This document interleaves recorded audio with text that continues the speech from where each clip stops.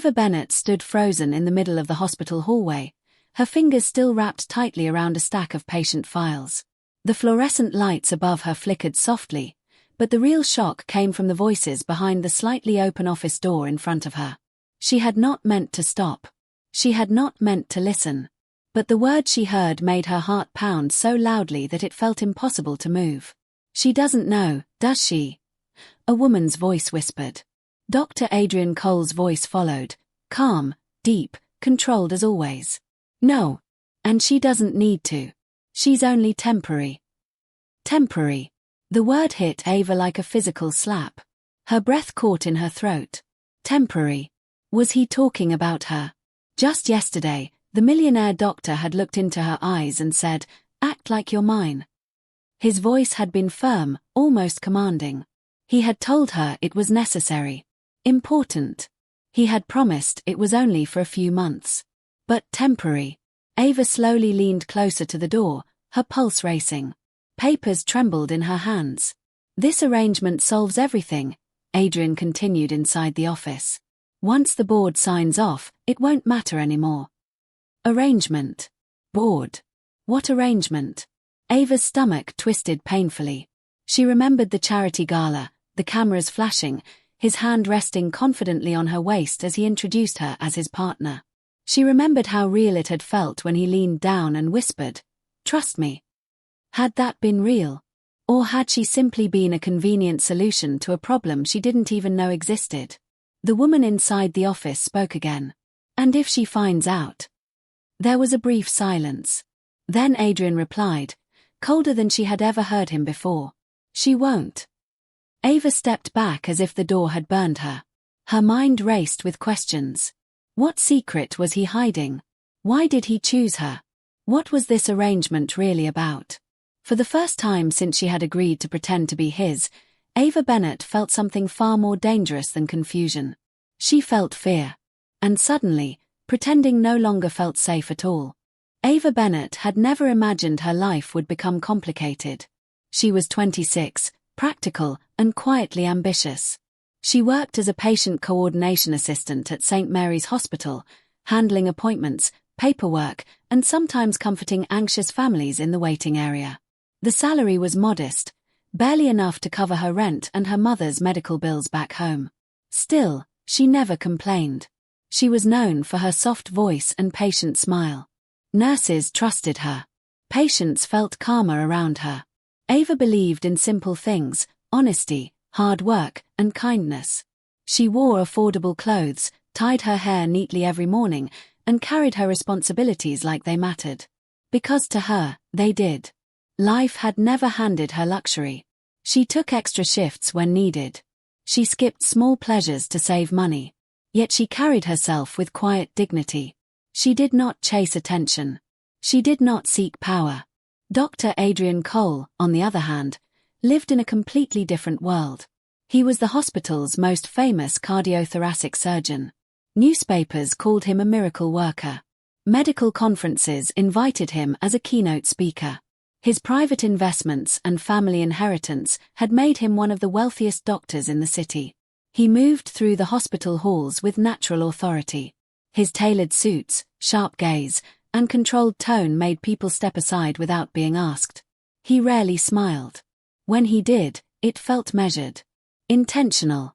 To Ava, he had always seemed untouchable, a man built from discipline and ambition. Powerful. Intimidating. Mysterious. She was ordinary. He was extraordinary. And yet somehow, their worlds had collided in a way neither of them could ignore. It happened 3 weeks earlier, in the quiet conference room on the top floor of the hospital. Ava had been called upstairs unexpectedly. She thought it was about scheduling errors or patient files. Instead, she found Dr. Adrian Cole standing near the window, his back straight, his expression unreadable. "I need your help," he said without greeting. Ava blinked in surprise. Help? From her? He turned to face her fully. "There are rumors circulating about my personal life. The board is concerned. Investors are watching. And my ex-fiancé is attempting to create unnecessary drama." Ava felt confused. "Sir, I don't understand how I can help." His eyes held her steadily. I need someone reliable. Someone who won't speak to the press. Someone who looks genuine. Her stomach tightened. I need you to pretend to be my partner. The words hung heavily in the air. Act like you're mine, he continued calmly. Just for a few months. Attend events with me. Appear convincing. That's all. She stared at him, heart racing. No feelings. No questions, he added firmly. In return, your position here becomes permanent. Your salary will increase. Ava's mind spun. This was insane. Dangerous. But her contract was ending soon. Her mother's treatments were expensive. Stability meant everything. After a long silence, she swallowed and nodded. I'll do it. And just like that, her ordinary life changed forever. The change was immediate. Within days, Ava found herself standing beside Dr. Adrian Cole at a high-profile charity gala. Cameras flashed as he placed his hand gently at the small of her back. Reporters asked questions. Headlines appeared the next morning announcing the hospital's power couple. She smiled when required. She laughed softly at his whispered comments.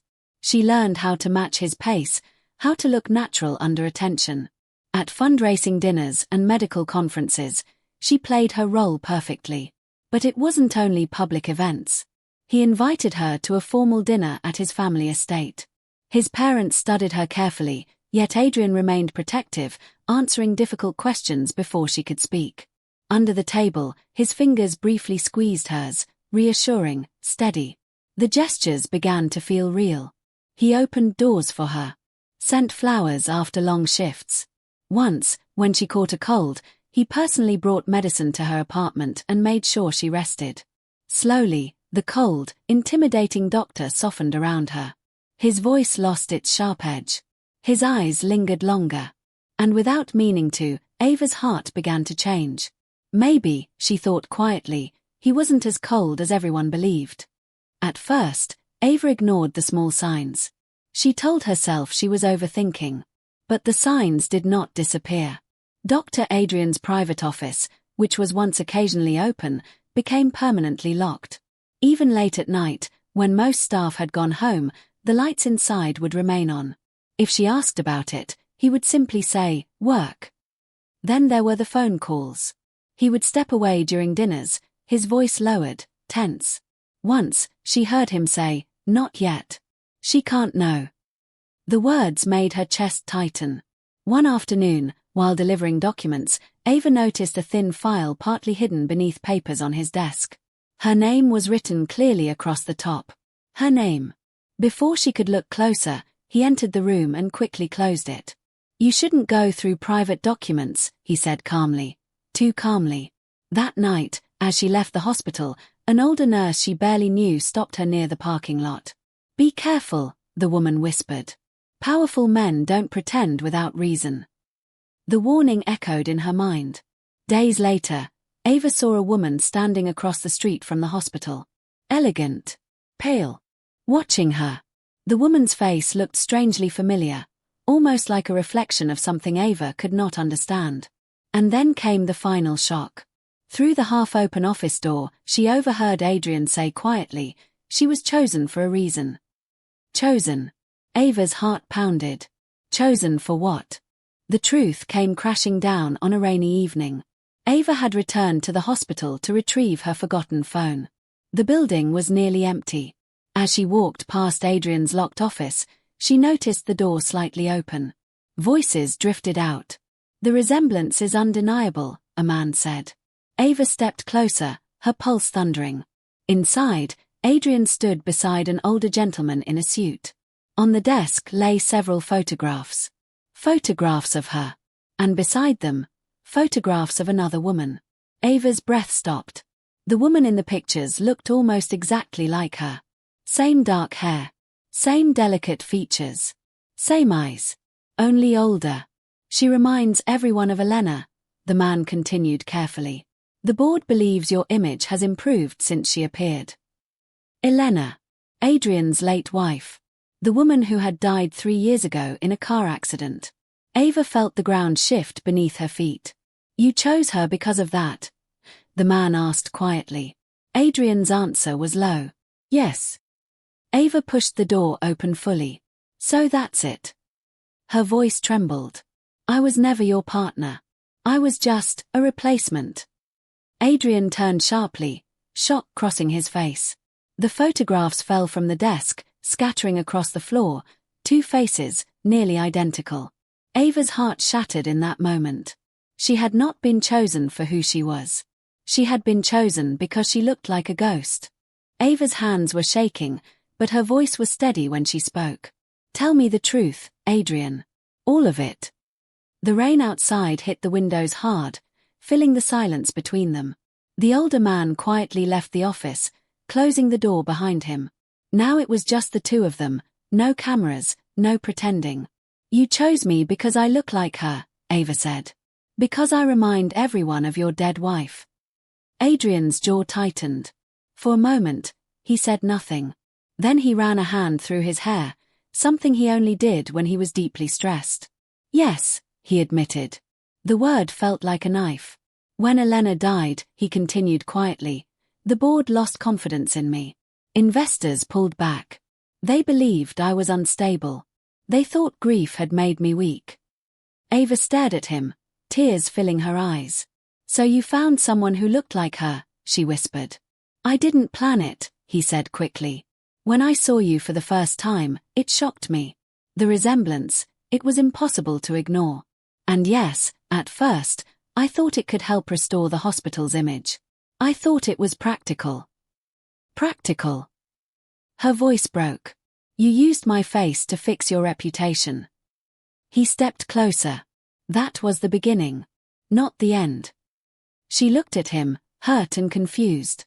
I investigated your background because I needed to be sure you were trustworthy, he admitted. But somewhere along the way, it stopped being about the board. It stopped being about Elena. Then what was it about? She demanded. You, he said softly. Your kindness. The way you care about patients. The way you never ask for anything. You are nothing like her. A tear slipped down her cheek. Were any of your feelings real? She asked.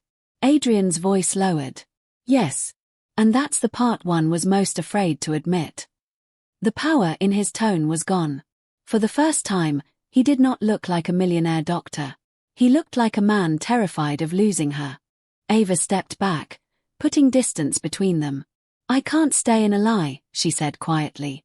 I won't live as someone's shadow. Adrian's face tightened. You're not her shadow. But that's how this started, she replied. And I don't know if I can forget that. She turned toward the door. If she walked out now, everything would end. The fake relationship, the complicated feelings, the hope that maybe he truly cared. Wait, Adrian said. She paused but did not turn around. The board meeting is tomorrow morning, he continued. They're finalizing a long-term investment deal. They believe this relationship restored public confidence. If I tell them the truth now, they could pull millions in funding. Ava's fingers curled slightly. Why are you telling me this? Because I'm going to end it, he said firmly. She slowly faced him. I won't use you anymore, he continued. Not for reputation. Not for money. If they want to withdraw support, they can. If my image suffers, so be it. I built my career with my skills. I can rebuild trust the same way. Silence filled the room. You would risk all of that? She asked. Yes, he answered without hesitation. Because losing the hospital would hurt. But losing you would destroy me. The confidence in his voice was no longer cold or calculated. It was raw. For the first time in 3 years, he said softly, I don't see a ghost when I look at you. I see my future. Ava felt her heart tremble. This time, there was no pretending in his eyes. Only truth. The morning sunlight entered the hospital conference room where the board meeting was about to begin. Ava stood near the window, watching people move below like small, busy shadows. Behind her, Adrian waited silently. He had told the board everything last night, the truth about their arrangement, the reason behind it, and his decision to stop the deception. The board members were discussing the investment deal. Some were unhappy. Some were silent. But Adrian sat calmly, as if he had already accepted every possible outcome. A few minutes later, the chairman spoke. "The hospital will continue supporting Dr. Cole's work," he said. "But the public announcement about your relationship will be withdrawn." Adrian nodded once. The meeting ended. When everyone left, Ava turned to him slowly. "You lost a lot today," she said. He shook his head. "I gained something more important." She studied his face, the man who had once terrified her, the man who had chosen her because of grief, the man who was learning how to love without control. "I'm still afraid," Ava admitted quietly. "I know," he said. "I will wait until you are not afraid anymore." The words were simple. Honest. Ava walked closer to him. The distance between them felt smaller now, not because of the contract, but because of something deeper growing quietly inside her heart. After a long moment, she spoke. "I don't want to be Elena's replacement." "You are not," Adrian replied immediately. "You are Ava Bennett. And I want you because you are you." Tears filled her eyes again, but this time they were different. Slowly, she placed her hand in his. "I think," she said softly, "I am starting to believe you." Adrian closed his eyes for a moment as relief washed over his face. Outside, life continued as always. Patients waited. Doctors worked. The world moved on. But inside the quiet hospital room, two broken hearts were learning how to trust again. "Act like you're mine," he once said. But this time, she didn't have to pretend.